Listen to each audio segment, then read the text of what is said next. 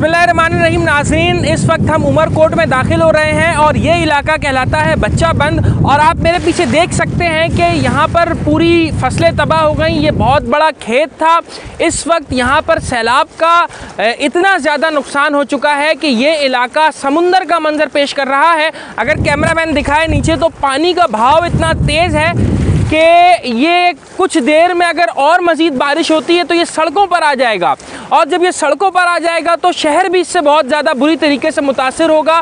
गांव तो मुकम्मल तौर पर तबाह हो चुके हैं। आप इधर देखिएगा, ये पूरा हिस्सा जो है ये गांव था।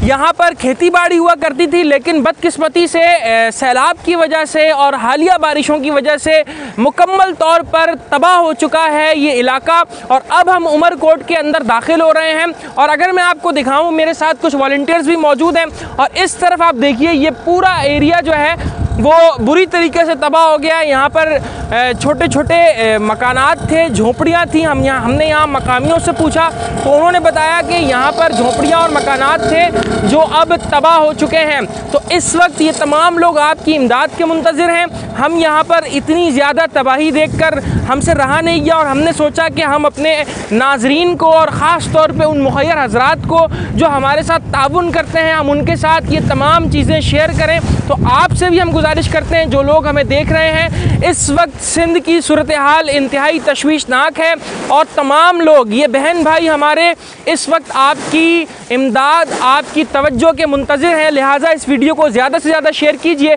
और मुझे मज़ीद बताने की ज़रूरत नहीं है क्योंकि मेरे पीछे आप देख सकते हैं कि इतना ज़्यादा बुरी कंडीशन, इतने ज़्यादा बुरे हालात हैं कि आप समझ सकते हैं और आप अंदाज़ा लगा सकते हैं कि आने वाले कुछ दिनों में कितनी ज़्यादा तबाही और कितने ज़्यादा मुश्किल हालात इस वक्त पूरी कौम पर आने वाले हैं। ये एक नेशनल क्राइसिस है। इस नेशनल क्राइसिस में अपना कौमी फरीज़ा, अपना दीनी फरीज़ा समझते हुए अपने भाइयों की मदद कीजिए। बहुत शुक्रिया।